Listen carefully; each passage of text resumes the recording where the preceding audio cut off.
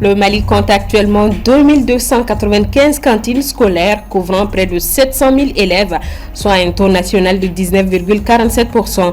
Ces chiffres ont été communiqués par le ministère de l'Éducation nationale à l'occasion de la Journée africaine de l'alimentation scolaire.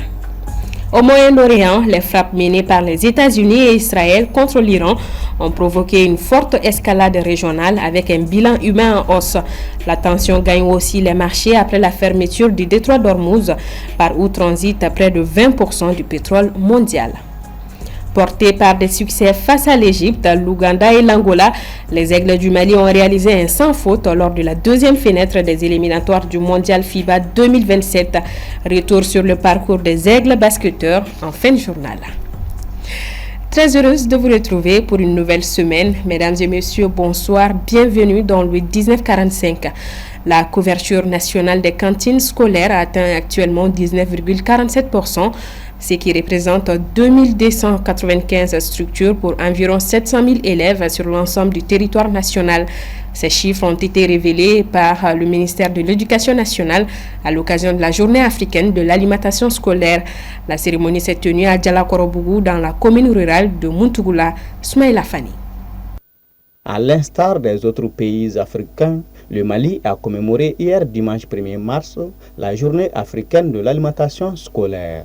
C'est l'école fondamentale de Djalakorobougou dans la commune rurale de Muntugula qui a été choisie pour accueillir cette 11e édition, placée sous le thème « Promouvoir des repas nutritifs pour assurer le bien-être et la réussite scolaire des enfants ».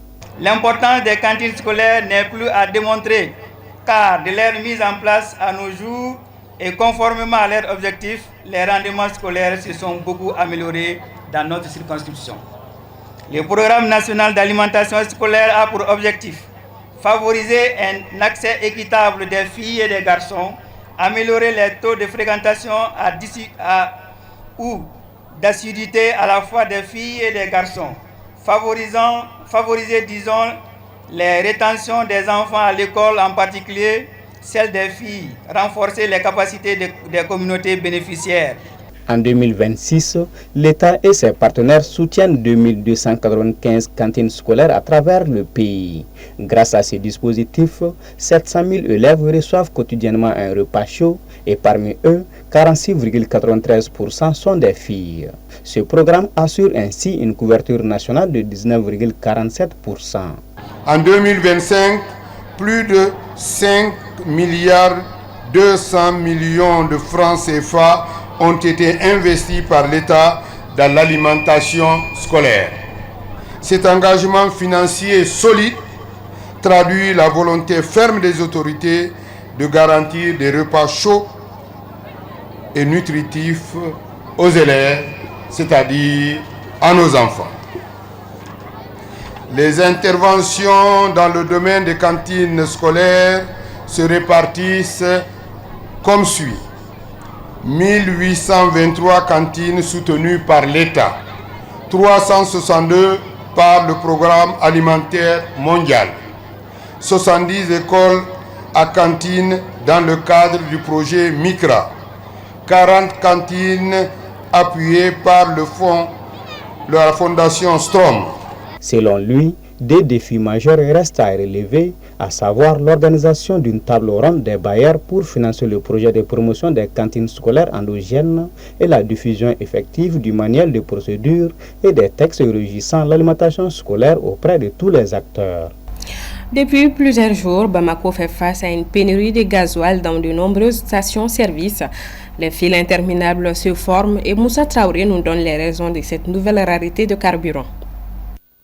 Dans plusieurs quartiers de Bamako, les gasoils deviennent de plus en plus difficiles à trouver. Entre longues attentes dans les stations-service et inquiétude des usagers, la situation commence à impacter le transport et les activités quotidiennes. Parmi les facteurs évoqués, la rareté du gasoil à l'échelle internationale constitue une première explication. À cela s'ajoutent également les attaques visant des citernes de transport de carburant ayant perturbé pendant un certain temps la chaîne de distribution.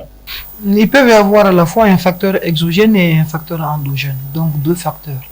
Le premier facteur exogène peut s'expliquer souvent, oui, s'il y a rareté de la disponibilité du gasoil à l'international. Vu que nous sommes une économie d'importation de gasoil, on va prendre à l'étranger. S'il n'y a pas suffisamment sur le marché, cette rareté peut effectivement provoquer une situation de rareté sur le plan local. Mais il y a également un facteur endogène. Nous avons constaté depuis bientôt plusieurs mois cette situation dramatique que l'économie nationale subit à travers le fait d'empêcher les citernes de circuler comme il se doit.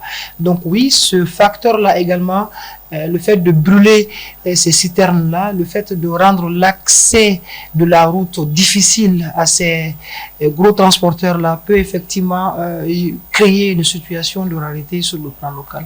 Un autre facteur important est l'évolution des prix du pétrole brut sur le marché international. Toute augmentation de ce prix peut directement impacter la production et donc le coût du gasoil, un carburant directement issu de la transformation de cette ressource énergétique. En partie, oui. En partie, ça peut expliquer effectivement parce que le gasoil est effectivement créé, fabriqué sur la base d'une matière première qui est le pétrole. Donc, il est évident que s'il y a une hausse de ces prix-là à l'international, nous n'étant pas préparés à cette situation de hausse-là, nos transporteurs n'ayant pas préparés avec cette situation-là peut effectivement être surpris d'une situation d'inflation importée. Oui, cela peut créer une situation de rareté. Ce lundi, la situation s'est nettement améliorée. Le gasoil est de nouveau progressivement disponible dans plusieurs stations-service de la capitale, ce qui rassure les usagers et les acteurs du terrain. Au Moyen-Orient, les attaques lancées par les États-Unis et Israël contre l'Iran ont provoqué une escalade majeure dans toute la région. Les pertes humaines civiles et militaires continuent d'augmenter, mais la pression s'accentue également sur les marchés avec la fermeture du détroit d'Ormuz, où transite 20% du pétrole mondial, ce qui pourrait entraîner la perte de 8 à 10 millions de barils de pétrole par jour. Aminata Keita. 3 jours après le début des frappes américaines et israéliennes sur l'Iran et la riposte de Téhéran, le risque géopolitique pourrait perturber l'équilibre des marchés économiques. L'opération qui a tué le guide suprême iranien l'ayatollah Ali Khamenei ainsi que plusieurs hauts responsables militaires iraniens a fait également 201 morts et 747 blessés selon le Croissant Rouge iranien, tandis que les médias occidentaux alliés des États-Unis parlent d'un bilan plus lourd. Du côté américain, plusieurs de leurs avions de combat dernière génération ont été abattus par les missiles iraniens et plusieurs soldats américains y ont été tués suite aux ripostes iraniennes contre leurs bases dans la région. Du côté d'Israël également, des infrastructures détruites, plusieurs morts et de nombreux blessés, le pays est en alerte rouge. Ce matin, les gardiens de la révolution iranienne ont annoncé que les tirs de missiles avaient visé les bureaux du Premier ministre israélien Benjamin Netanyahou ainsi que le quartier général du commandant de l'armée de l'air. Si les Iraniens ont brandi le drapeau rouge promettant de venger la mort de leur guide, une vague de protestations pro-iraniennes dans plusieurs pays a aussi éclaté. Au Pakistan, des manifestants ont tenté de prendre d'assaut le consulat des États-Unis à Karachi, de même qu'en Irak. Le Hezbollah libanais a également effectué des tirs de drones et de missiles en Israël en soutien aux Iraniens. Dans un communiqué commun publié dimanche, Berlin, Paris et Londres ont pris position contre l'Iran et se disent prêts à mener des actions défensives pour défendre leurs intérêts et ceux de leurs alliés régionaux. Même si l'Iran figure parmi les 10 plus grands producteurs mondiaux de pétrole avec environ 3,1 millions de barils par jour, le pays a annoncé la fermeture du détroit d'Ormuz par où transite environ 20 millions de barils de pétrole par jour, soit près de 20% de la consommation mondiale de pétrole. En théorie, les pays importateurs de pétrole disposent de réserves pouvant maintenir 90 jours de stock. La première conséquence a déjà été ce matin la flambée du prix du pétrole. Le baril de référence international a atteint $82 et pourrait grimper jusqu'à $100 selon les experts. À noter que la situation sur le terrain change d'heure en heure avec des attaques et contre-attaques. Retour sur le continent, à Ouagadougou, les détonations entendues dans la nuit du 28 février au 1er mars près de la présidence du Faso seraient liées, selon des sources sécuritaires citées par la presse, à un incident impliquant un véhicule contenant des produits inflammables. Le tir aurait provoqué un départ de feu suivi d'explosions. perceptible dans plusieurs quartiers proches du palais présidentiel. Aucune communication officielle détaillée n'a encore été faite par les autorités burkinabées. L'incident intervient cependant dans un contexte de forte pression sécuritaire et tensions évoquées au sein des forces armées. Sport à présent, victorieux de l'Égypte, de l'Ouganda et de l'Angola, champions d'Afrique en titre. Les Aigles du Mali ont signé 3 victoires en 3 sorties lors de la deuxième fenêtre des éliminatoires du Mondial FIBA 2027. Portée par la génération finaliste U19 en 2019, la sélection malienne s'affirme déjà comme un sérieux prétendant à la qualification pour 2027. Abdulaziz Aïdara.